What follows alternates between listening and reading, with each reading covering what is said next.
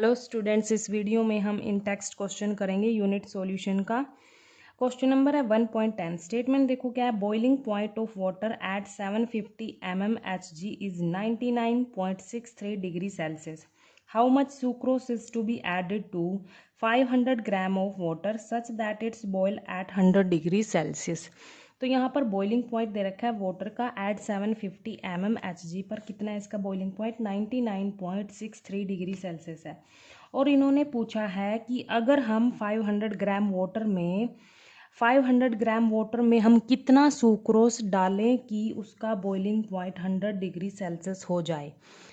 500 gram of water में हम कितना सुक्रोज डालें कि उसका बॉइलिंग पॉइंट क्या हो जाए? 100 डिग्री सेल्सियस हो जाए। ठीक है, तो यहाँ पर हमारे पास दो कंपोनेंट है, एक कंपोनेंट 1 और कंपोनेंट 2। कंपोनेंट 1 कौन सा है? वाटर है। कंपोनेंट 2 क्या है?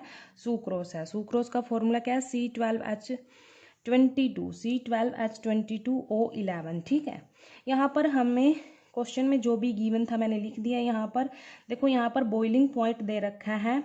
कितना है वाटर का बॉइलिंग पॉइंट? कितना है प्योर वाटर का? 99.63 डिग्री सेल्सियस है। और जब हम सुक्रोज डालेंगे, मतलब कितना सुक्रोज डालेंगे 500 ग्राम ऑफ वाटर में कि उसका बॉइलिंग पॉइंट 100 डिग्री सेल्सियस हो जाए, तो हमारे पास यहाँ पर ये इसका बॉइलिंग पॉइंट है। टीबी सॉल्यूशन का बॉइलिंग पॉइंट कितना होगा? 100 डिग्री सेल्सियस होगा। ठीक है, जब हम उसमें सुक्रोज डालेंगे, लेकिन अभी हमें पता नहीं है कितनी सुक्रोज डालनी है। ठीक है, तो वो हमने निकालनी है। और यहाँ पर हमें W1 दे रखा है, मतलब एक्चुअल मास दे रखा है वाटर का। कितना है? 500 ग्राम है। ठीक है, और यहाँ पर हम जो फॉर्मूला यूज़ करेंगे निकालने के लिए, मतलब यहाँ पर हमने क्या निकालना है? सुक्रोज निकालनी है। कितनी सुक्रोज हम 500 ग्राम वाटर में डालें कि उसका बॉइलिंग पॉइंट 100 डिग्री सेल्सियस हो जाए। मतलब यहाँ पर हमें एक्चुअल मास निकालना है सुक्रोज का। क्या निकालना है? यहाँ पर हमने W2 निकालना है। W2 फाइंड आउट करना है। तो फॉर्मूला हम कौन सा लगाएंगे यहाँ पर? जो हमने formula elevation in boiling point में डिस्कस किया था। देखो यहाँ पर हमने कौन सा फॉर्मूला डिस्कस किया था। यहाँ पर जो हमारे पास M2 होता है, जो मोलिकुलर मास होता है सोल्यूट का, वो किसके इक्वल होता है? KB मल्टीप्लाई W2 डिवाइड में W1 इन kg मल्टीप्लाई डेल TB। ये हमारे पास फॉर्मूला होता है। KB क्या है यहाँ पर? Elevation in boiling point constant है। W2 क्या है यहाँ पर? एक्चुअल मास है सोल्यूट का। ठीक है, जो हमने निकालना है। और W1 क्या है? एक्चुअल मास है सोलवेंट का। मतलब यहाँ पर वाटर का गिवन है, हम केजी में लेंगे यहाँ पर। और जो डेल TB है वो क्या है? बॉइलिंग पॉइंट डिफरेंस है ये। ठीक है, और जो डेल TB होता है वो क्या होता है हमारे पास? डेल TB को हम लिख लेते हैं ब्रैकेट में। क्या होता है? TB minus T0B। यही होता है ना, boiling point of solution minus boiling point of pure solvent, ये होता है। डेल TB को हम ये लिख सकते हैं। ठीक है, अब देखो यहाँ पर हम ये वाला फॉर्मूला यूज़ करेंगे और हमने यहाँ से क्या निकालना है? W2 निकालना है हमने यहाँ से। तो हम इस फॉर्मूले को मॉडिफाई कर लेंगे। तो क्या आएगा? मॉडिफाई करके ये W2 हम एक साइड रखेंगे और सारी टर्म्स एक साइड लेके चले जाएंगे, क्योंकि ये तो हमने निकालना है। तो ये देखो यहाँ पर ये नीचे डिवाइड में, उधर मल्टीप्लाई में चला जाएगा।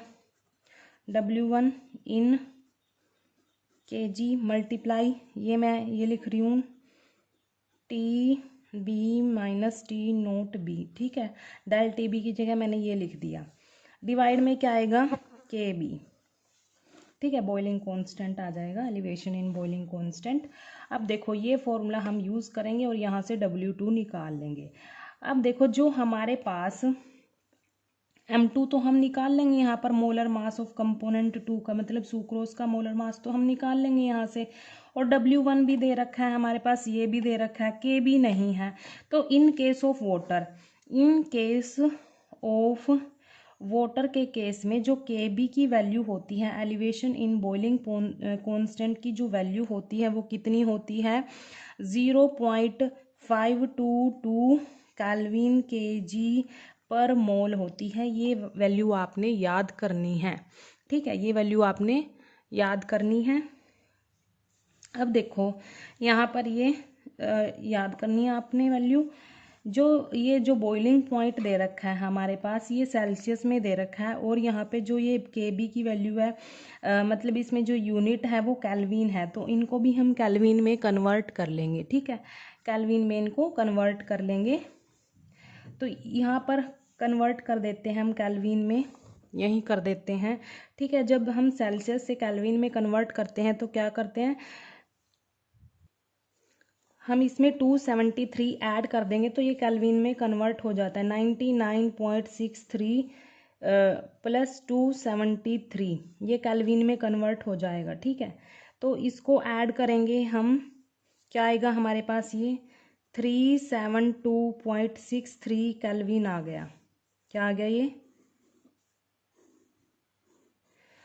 यहाँ पर क्या आ गया, ये 372.63 केल्विन आ गया। ऐसे ही ये करेंगे हम, इसमें क्या करेंगे, इसमें भी 273 ऐड कर देंगे, केल्विन में कन्वर्ट हो जाएगा ये भी, ठीक है, 373 केल्विन। तो हमारे पास दोनों बॉइलिंग पॉइंट केल्विन में कन्वर्ट हो गए। अब क्या करेंगे, हम इनको पुट कर लेंगे इस फॉर्मूले में, सारी वैल्यूज़ को पुट कर लेंगे। और यहाँ पर जो W1 है वो इन केजी में है, यहाँ पर भी ये हमें ग्राम में गिवन है ना, इसको भी हम केजी में कन्वर्ट कर लेंगे। कैसे करेंगे, 500 को 1000 से डिवाइड कर देंगे यहाँ पर, तो क्या आएगा, 0.5 केजी आ जाएगा यहाँ पर। तो W1 क्या आया हमारे पास, 0.5 केजी आया, ठीक है। क्यों किया हमने यहाँ पर भी ये केजी में कन्वर्ट, इसी यूनिट को देखते हुए हमने यहाँ पर किया, ताकि ये आगे जाके कैंसिल हो जाए, ठीक है। तो सारी वैल्यूज़ को हम यहाँ पर पुट कर देते हैं। यहाँ पर हमने अभी मोलर मास नहीं निकाला सुक्रोज का, देखो कैसे निकालेंगे, C12H22O11। यहाँ पर कार्बन का कितना होता है मोलर मास, 12 मल्टीप्लाई कितने कार्बन है, 12 है। यहाँ पर हाइड्रोजन का 22 प्लस ऑक्सीजन का कितना होता है, 16 होता है, और कितने ऑक्सीजन है यहाँ, 11 है, ठीक है। अब देखो इनको सोल्व कर लेंगे, 144 प्लस 22 प्लस 176, इसको हम सोल्व करेंगे, 342 ग्राम पर मोल आ जाएगा ये, ठीक है। अब सारी वैल्यूज़ आ गई, अब फॉर्मूले में ही पुट करनी है हमने, और कुछ नहीं करना। ये मोलर मास आ गया, M2 की वैल्यू आ गई 342 ग्राम पर मोल, ठीक है। मल्टीप्लाई W1 क्या था हमारे पास, इन केजी में 0.5 था, 0.5 केजी, मल्टीप्लाई ये TB की वैल्यू क्या है, 373 माइनस T0B की वैल्यू क्या है, 372.63 है, 2.63, यहाँ पर ये केल्विन में है। डिवाइड में केबी की वैल्यू कितनी है, 0.522 केल्विन केजी पर मोल, ठीक है। अब देखो यहाँ पर केल्विन से केल्विन कैंसिल होगा, केजी से केजी कैंसिल होगा, मोल से मोल कैंसिल हो जाएगा, ठीक है। अब हम इनको सोल्व कर लेंगे, यहाँ पर देखो क्या आएगा सोल्व करके। पहले इसको एक बार यहाँ पर लिख लेते हैं ताकि खचमच सी ना हो। ग्राम मल्टीप्लाई 0.5 मल्टीप्लाई, इसको माइनस करेंगे, देखो माइनस करके हमारे पास क्या आएगा, 0.37 केल्विन तो कैंसिल हो गया था, ठीक है, माइनस करके ये आ गया। डिवाइड में 0.522, अब इनको सोल्व कर लेंगे तो क्या आएगा, इनको मल्टीप्लाई किया तो क्या आएगा, 36.27 ग्राम डिवाइड बाय 0.522 आ गया, ये ग्राम है, ठीक है। इनको हम डिवाइड करेंगे तो कितना आएगा, 1.2 आ गया यहाँ पर ये ग्राम, ठीक है। तो हमारे पास W2 क्या आया, मतलब सुक्रोज का जो एक्चुअल मास है वो कितना है, 121.2 ग्राम आ गया, 121.2 ग्राम आ गया। मतलब अगर हम 500 ग्राम ऑफ वाटर में इतनी सुक्रोज डालेंगे तो उसका बॉइलिंग पॉइंट कितना हो जाएगा, 100 डिग्री सेल्सियस हो जाएगा। इतनी शुगर डालने पर 500 ग्राम वाटर में 121.2 शुगर अगर हम डालेंगे तो उसका बॉइलिंग पॉइंट 100 डिग्री सेल्सियस हो जाएगा, ठीक है। Thank you. यही क्वेश्चन में पूछा था।